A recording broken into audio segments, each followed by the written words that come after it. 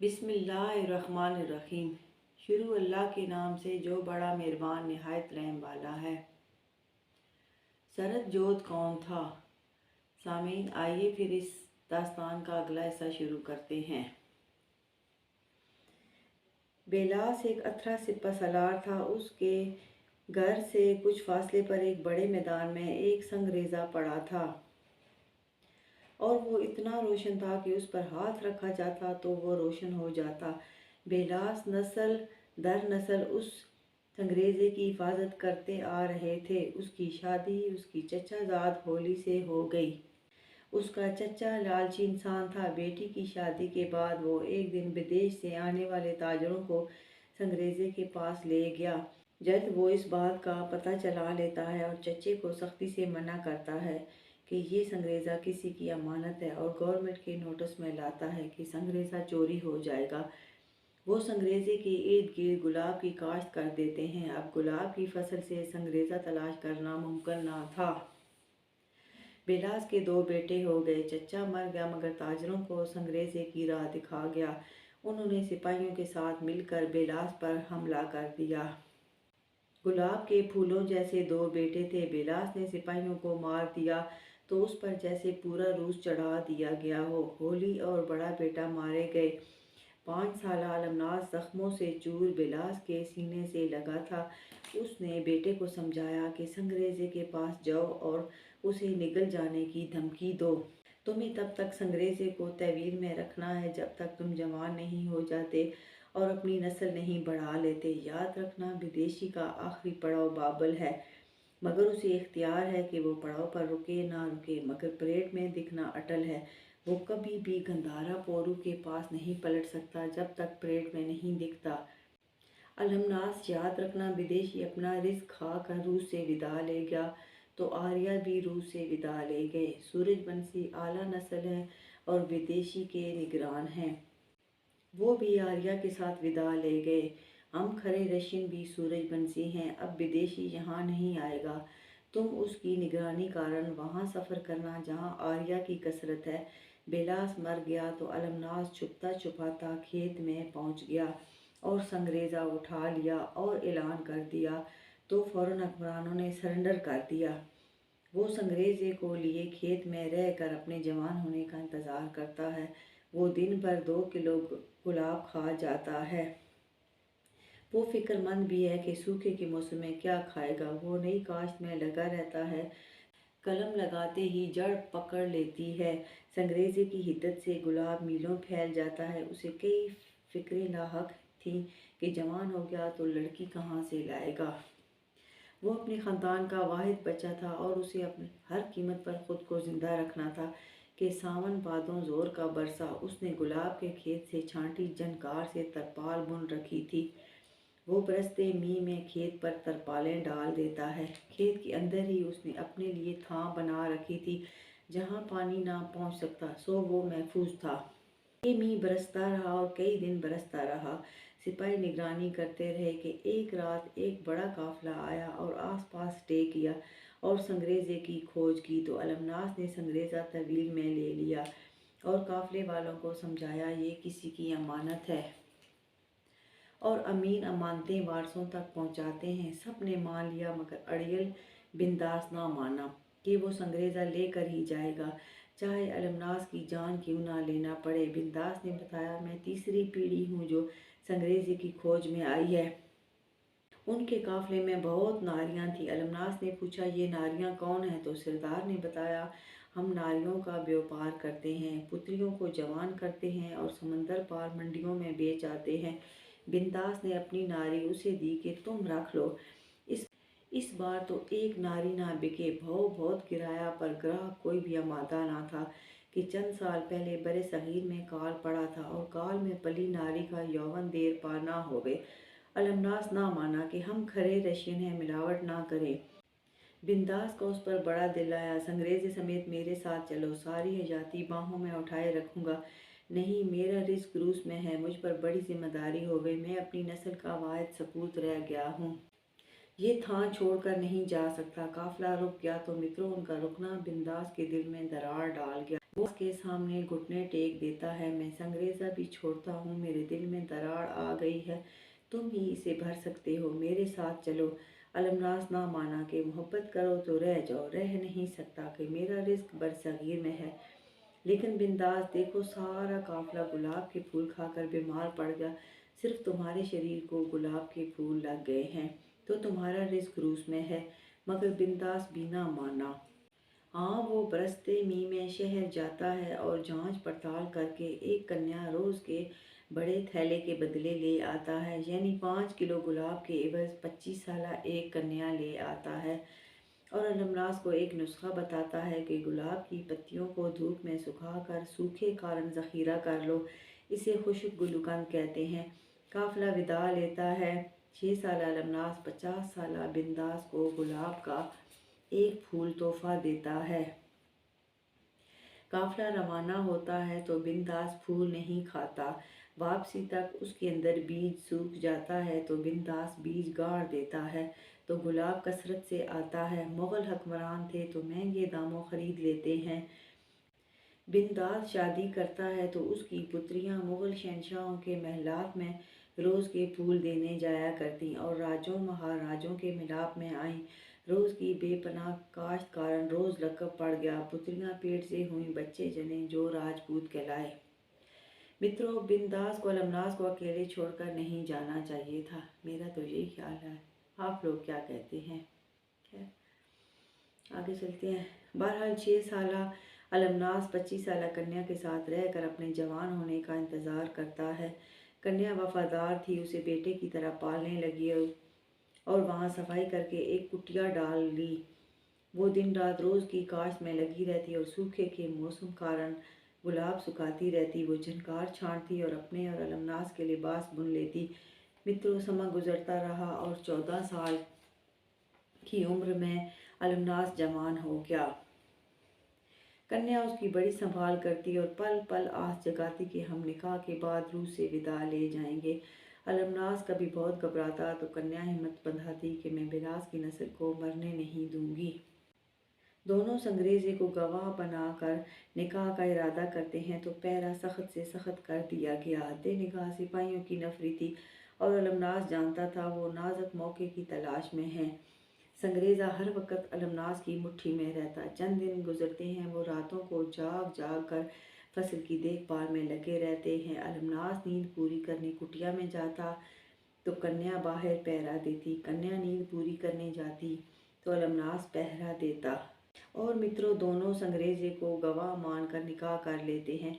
निकाह हुआ, हम गवाह हैं, सिपाही पुकारते हैं। और मित्रों, सिपाही कड़े पहरे के बावजूद नहीं जानते थे कि दोनों फसल की काश्त के साथ साथ फसल के अंदर से एक रास्ता बनाते रहे थे। सिपाही ताक में थे। दोनों कुटिया में चले गए तो कुछ देर बाद सिपाहियों की बड़ी तादाद ने हमला कर दिया, मगर कुटिया खाली थी। वो संगरेज़े समेत अंदरूनी रास्ते से निकल गए थे। शिकारियों की तरह पूरी फौज उनके पीछे लग गई और कई दिनों की तलाश के बाद दोनों घाटी में मिल गए। अलमनास मारा गया, मगर हुक्मरान अमीन थे। कन्या तो गाबन है, सिपाही पुकारे और उससे दूर हट गए तो कन्या ने संगरेज़ा ज़मीन पर रख दिया। कन्या को कैद में डाल दिया जाता है। वो पेट का गाब लिए कोयले की कानों में काम पर लगा दी जाती है और वो एक बहुत खूबसूरत बच्चे को जन्म देती है। इस दौरान वो इतनी तकलीफ़ से गुजरती है कि उसकी चीखें थमने का नाम ना लेती। बाबल बेचैन व बेकरार चीखों के ताक़ुब में आता है तो वो कोयले की कान के अंदर जिंदगी के मराहल से गुजरती थी।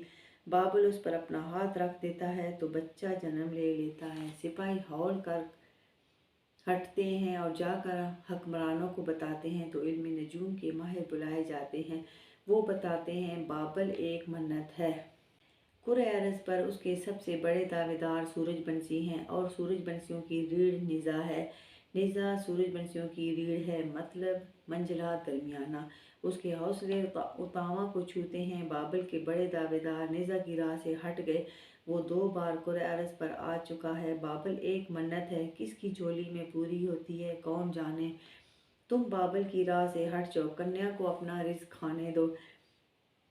अगर इसकी बगावत से डरो तो फिर कैद में रखो, मगर अजियत मत दो। वो भोजन कारण खुद तेरा काम करती रहेगी और इंतज़ार करो जब इस खरी नस्ल में मिलावट हो। यानी दूसरी नस्ल से ये लोग ब्याह करें। समा गुजरता रहा, कन्या हुक्मरानों के दिल में खटकती रही, मगर वो उस पर हाथ नहीं डालते। वो कोयले की कान में पुत्र के हमरा काम में लगी रहती और वक्त पर भोजन खा लेती और हमेशा खामोश रहती। बाबुल अब बड़ा व्याकुल होकर दोनों माँ बेटे का तवाफ करता और खटके पैदा करता कि दोनों मुतवज्जा हों, मगर दोनों निगाह ना मिलाते। बच्चा जवान हो जाता है तो कोयले की खेप निकालने लगता है और फारनस से शादी कर लेता है। तो हुक्मरान राह में आते हैं। वो कैदियों के साथ मिलकर बगावत कर देता है। उसकी नस्ल बढ़ती है और फैल जाती है। हुक्मरान कभी हावी आते हैं और कभी हारते हैं, तो कन्या का पुत्र कभी जीतता और कभी हारता है। बाबुल उसके आसपास फिरता बड़ा दुखी रहता। बिलास की नस्ल के पास कोई मास्टर माइंड नहीं था, उनके पास कोई प्लेटफॉर्म नहीं था। उसकी नस्ल में कई नस्लियात जम हो गईं और बेलास की नस्ल की वाहिद पहचान बाबुल रह गया कि बाबुल जब किसी जख्मी कैदी का बेचैन व बेकरार तवाफ करता तो हुक्मरान समझ जाते इस कैदी में बेलास जिंदा है। दोस्तों 1400, 1500, 1600, 1700 गुजर जाता है, यानी 400 साल गुजर जाते हैं। 1857 की जंगी आज़ादी की तैयारियां की जा रही थी। रूस के अकूबत खानों में 9 माह का पेट उठाए बेलास की वाहिद निशानी रूस में रह गई थी और बाबुल बेचैन और बेकरार तड़पता उसका तवाफ करता रहता। वो हर जीव को खंगाल मारता, मगर बेलास का सख्त निज़ा उसके 9 माह के गाब में रचा हुआ था और ये गाब वो अहद था जो ज़ख्मों से चूर मरते हुए बिलास ने अपने 5 साला बेटे अलमनास को सीने से लगा कर दिया था और उसे तब तक खुद को ज़िंदा रखने की हिदायत की जब तक वो अपनी नस्ल का कोई तदबीर नहीं कर लेता। 400 साल गुजरने के बाद भी आज बेलास का अज़म ज़िंदा था और बेला की सूरत में ये अज़म बरसगीर आ गया। तो मित्रों, राजस्थान के एक दूर दराज पसमानदा गांव के 2 जवान मजदूरी के सिलसिले में रूस गए तो कोयले की कानों में उन्हें मजदूरी मिली। तो 9 माह का गाब उठाए वो सबसे अलग थी। ना उसे कोई बुलाता, ना करीब जाता। उसका भोजन खामोशी से उसके करीब रख दिया जाता।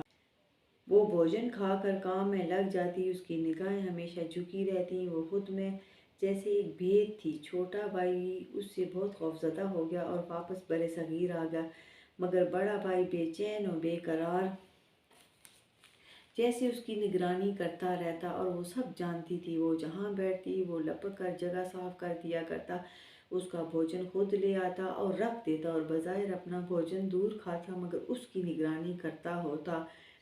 उसे भोजन बहुत वधीक दिया जाता, मगर वो मुनासिब खा लेती और वो इसे कह ना सकता कि अब तुम्हें वधीक भोजन की ज़रूरत है। हाँ, बच्चा भोजन उसके जाने के बाद वो फ़ौरन खुद खा लेता। बच्चा भोजन उसकी जान को लगा और वो बेपनाह मुशक्क़त के बावजूद तंदुरुस्त और तवाना रहता था।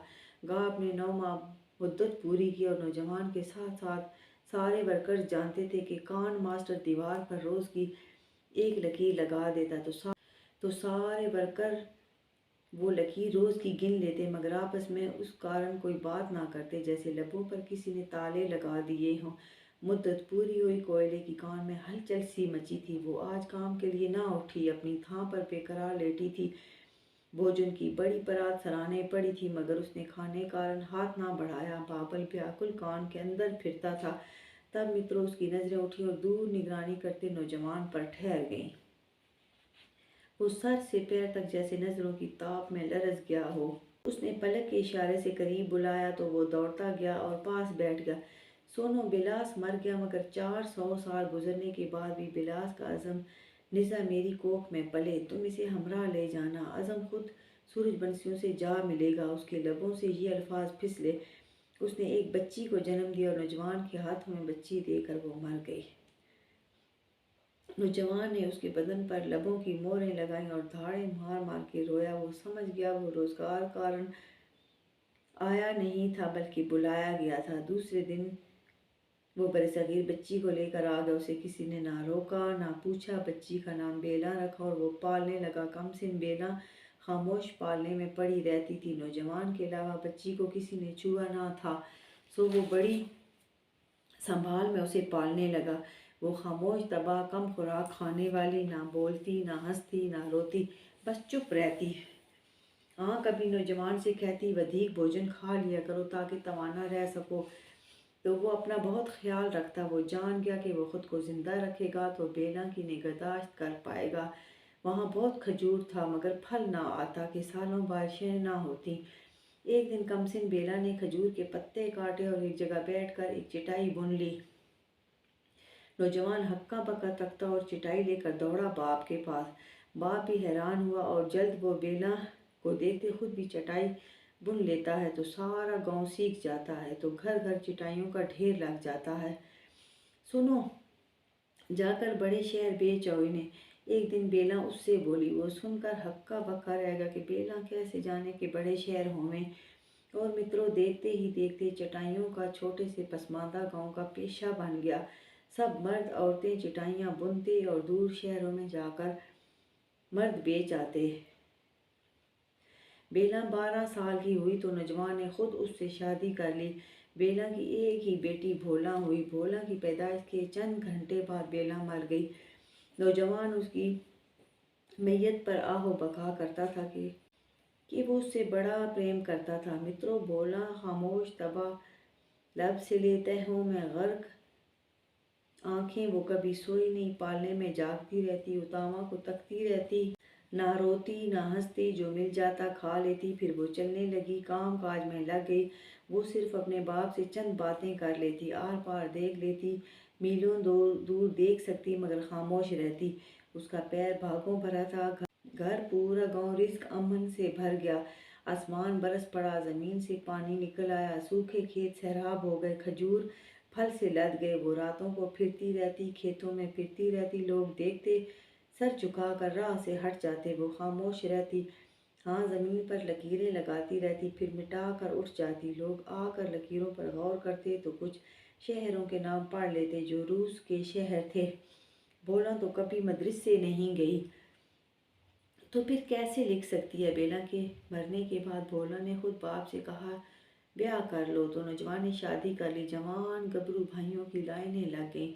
दराज कद सेहतमंद जिस्मों के मालक भाई भोला के गिर्द दीवारें बनाकर खड़े रहते थे। गांव के मुखिया ने मन्नत मानी, भोला गांव से बाहर नहीं जाएगी। उसके भाइयों ने मन्नत मानी, भोला को हम गांव से बाहर नहीं भेजेंगे। मुखिया ने भाइयों से कहा, तुम जिस नौजवान पर हाथ रखो मैं भोला उसी से ब्याहूंगा। एक दिन उसने बाप से कहा, अब्बा, अल्लाह को मान लो, उसके नबी को मान लो, कलमा पढ़ लो, धन है मदरसा बनवा लो। बाप बावरा मुखिया के पास दौड़ा तो सारा गांव बड़े गांव से मौलवी पकड़ लाया और कलमा पढ़ लिया, मस्जिद बनवा ली, मदरसा बनवा लिया और सारा गांव पढ़ने बैठ गया। जल्द पक्की सड़क बन गई और अनाज खरीद कारण मंडियों से व्यापारी आने लगे और कच्चे मकानों की जगह पक्के मकानों ने ले ली। हनुमानगढ़ एक गर्म तरीन इलाका है। विराट बंसी का जवां साला पुत्र आकाश बंसी बड़ा ही जवां मर्द था। सर्व कद पर काबिल रश्क, सेहत और मशीनी एक्सरसाइज का आदी था। वो दलेर और निडर इंसान था, अपनी ज़मीनों में वाही बीजी करता था। हनुमानगढ़ की तेज धूप में कपास का डोडा सूख जाता और साल हर साल लिहाफ रुई से ना जुड़ते, तो आकाश बंसी को कपास की बहुत मांग थी। घर घर खड्डियाँ और गन्ने के कोहलू लगे हुए थे। आकाश बंसी गन्ने की काश्त भी बहुत करता, तो गुड़ और चीनी की बहुत मांग थी, तो मंडियों से आए दिन आढ़ती मुज़ाकरात कारण आए रहते थे। आकाश बंसी की साख बहुत अच्छी थी, बातचीत का बढ़िया था और हाथ का बेहद खुला कि व्यापार में आढ़तियों से बहुत नरमी बरतता और मंडियों के बहुतों के हिसाब से बहुत कम दाम लेता था, तो उसकी अमृतसर की मंडियों में बड़ी मांग थी। आढ़ती उसी से व्यापार करना चाहते, तो आकाश बंसी ने इसका ये हल निकाला कि जब उसका कपास जरखेज इलाकों वाले लेने आते तो आकाश कपास के बदले दाम लेने की बजाय उस इलाके की बढ़िया पैदावार ले लेता और आढ़ती बखुशी आकाश से ले लेते। आकाश बता देता कि फलां इलाके की पैदावार है, मगर आढ़ती बखुशी अनाज ले लेते कि वो आकाश के साथ व्यापार करना चाहते थे और बहाने तलाशते रहते। आकाश को भोला के गांव का पता चला कि वहाँ कपास की कसरत है और अनाज की फरावानी। आकाश मुख्तलिफ इलाकों से कपास उठाता कि उसके पास बहुत मांग थी। भोला के गांव का पता चला कि वहां धन भर से जितना चाहो खरीद लो, तो आकाश भी वहां गया। भोला को देखा तो उस पर दिल हार बैठा और उसका हाथ मांग लिया। वो इनकार ना कर सके और सगाई कर दी। आकाश मिलने जाता और रथ के रथ भर कर ले जाता कि भोला से उसे बड़ी मोहब्बत थी। वो चाहता था कि कुछ साल बाद निकाह करे कि मुखिया ने जिरगा बुलवा लिया और भोला से अपने बेटे के निकाह की बात की। भाई मुतफिक थे, सारा गांव मुतफिक था, मगर वो आकाश से डरते थे। जिरगे में तय पाया कि निकाह के बाद आकाश को बता देंगे कि दोस्तों अचंभा हो गया। वोल्गा ने पत्र लिख भेजा, आकाश बंसी, बड़े वर्षों से मैं सोचूं कि ऐसी कौन सी शक्ति हो जो सरदजोत पर गालब हो, और ऐसी शक्तियों में से एक शक्ति अफरीत है। मेरा तजर्बा बताता है कि सरदजोत के कष्ट की टक्कर का अफरीत है जो उस पर गालब आ जाए। और नारायण ख़ानदान में अफरीत कोई नहीं। पुरखे हिंदू थे मगर सीध में चले और मुसलमान हो गए। खैर सबसे बड़ी शक्ति है और इस वक्त आर्या और नारायण खैर पर हैं, और खैर सरदजोत के कष्ट की टक्कर का नहीं, शर भी सरदजोत के कष्ट की टक्कर का नहीं। सरदजोत के कष्ट को काटने का कोई अचंबा ही चाहिए, कोई ऐसी शक्ति जिसकी हैबत उसके कष्ट पर तारी हो, और वो सिर्फ हराम का लहू है। हराम का लहू ऐसे अफरीत को उबल देगा जिसकी हैबत के सामने सरदजोत का कष्ट रेजा रेजा हो जाएगा। तुम जाकर भोला को उठा कर लिया और बगैर निकाह के रखो। आकाश बंसी ये सब पढ़कर लावा बन गया और रथ उड़ाता गांव पहुंच गया। निकाह की तैयारियां हो रही थी। भोला को दुल्हन बनाया गया था। आकाश ने कहर आलूद नजरों से सबको तका और बढ़कर जवान गबरू भाइयों के पैरे से भोला का बाजू पकड़ लिया। तो मित्रों, भोला ने दुआई दी, मेरे साथ निकाह कर लो। वो ना माना। नेवर भोला, तूने मेरे एतमाद को ठेस पहुंचाई है, मुझे क्रोध दिया है। मैं तुझसे निकाह करके तुझे मुतबर नहीं करूँगा। हाँ, सूरज बंसियों में हराम के मिलाप से जहर ज़रूर आ जाएगा, और मैं बड़ी मदद से सोचूं हूँ कि सरदजोत के कष्ट को काटने के लिए क्या तदबीर करूँ और कौन सी शक्ति को परवान चढ़ाऊँ जो उसके कष्ट की टक्कर का हो। तो वो हराम का लहू है। वो उसके कड़े पैरे से उठाकर हनुमानगढ़ ले आया। तो मित्रों, भोला इतिहास में बेनिकाई भोला के नाम से दर्ज हो गई। भोला जिंदगी भर ना सोई, अब उसके लब हर वक्त जुड़े रहते। वो खामोश घर के कामों में लगी रहती। हाँ, आकाश फिक्रमंद रहता तो मुंह में नवाले डालता और अच्छे से अच्छा भोजन कपड़ा लत्ता पहनाता। वो खुद से कुछ ना खाती। और फिर भोला को 6 माह हुए कि एक सवेर को आकाश जागा तो मेन गेट पर एक सुंदर नौजवान गहरी नींद सो रहा था। आकाश ने जगाया और पूछा, कौन है तू? फलक हूँ। भोला से मेरा निकाह होने वाला था कि तू उठा लाया। मैं अब वापस नहीं पलटने का। आकाश ने बहुत मारा और जाकर स्टेशन पर फेंक आया। वो लुढ़कता फिर आ गया। फलक, नहीं समझा तू? तेरे को बोला ना इधर नहीं आने का, फिर काहे को इधर दिखता? आकाश ने लात दे मारी, प्राण ले लीजिए उपरंत वापस नहीं पलटने का। वो ठोस लहजे में बोला। आकाश ने बहुत मारा पीटा मगर वो फिर आ जाता। हाँ, आकाश गेट पर भोजन डाल देता और फिर फलक खुद ही आहिस्ता आहिस्ता पिछवाड़े घर जाकर रहने लगा और वहाँ काबज हो गया। वहाँ काफ़ी मकान थे। फलक ने एक मकान से साईं को मार कर निकाला और कब्जा कर लिया। तो एक दिन आकाश भोजन देने आया तो इतना कहा, भोला को नहीं छूने का, वो तो बेगानी हो गई, तेरे को तो छू सकता हूँ, तू तो अपना हो गए। सुंदर फलक गले में बाजू देकर लाड ले गया। थत आकाश उसे धकेल कर खेतों में चला गया और मित्रों, वो पीछे खेतों में जाता, उसे काम करते तकता तो उस पर हंसता। वो दरमियाने कद का समार सा नौजवान था और बहुत खूबसूरत था। दोनों बाप बेटा लगते थे। दांत काहे को निकाल रहा है? आकाश नर्वस होकर कहता। वो देखे जाता, हे फलक, निगाह फेर घूरी क्यों मारे? वो करीब आ जाता, गले में बाजू डाल लेता। तेरे पे बड़ा दिल आवे आकाश। तो आकाश दूर धकेल देता। फलक भोला के चूल्हे के पास ही भोजन करता, करके काम काज करता और फिर एक रात आकाश लेटा तारे गिनता था कि बदन पर सिर्फ चादर बंधी थी। फलक आया और साथ लेट गया तो आकाश ने उसके सर के नीचे बाजू दे लिया और गाल चूम कर साथ लगाया और सो जाने को कहा। खुद वो तारे गिनता रहा। फलक ने मतवज्जा किया मगर वो तारों में मगन रहा। ना पुत्र, तेरे साथ नाता ना होवे, बहुत लाड अपनों से करीदा है, आकाश ने समझाया। सुबह वो खेतों में लगा था कि फलक जाकर छेड़ने लगा। काम करने देना, वो चुपचाप चला जा। कुछ देर तो आकाश काम में लगा रहा, फिर उसे देखा वो खेतों में नहीं था। तलाश की आवाज़ें दी, वो ना मिला तो घर दौड़ा। सारा घर छान मारा, वो नहीं था। हाय, कहीं कुएं में तो नहीं छाल मार गया, उसने हौल कर सोचा और खेतों में कुएं की तरफ भागा तो माहौल फलक की हंसी से गूंज उठा। देखा तो वो गंदम के ढेर पर चढ़ा था। वो छलांग लगाकर नीचे आया तो आकाश ने दबोच लिया और चूम चूम कर यकीन किया कि वो मिल गया है। नहीं रह सकता ना मेरे बगैर, वो निगाह गाड़े कहता था।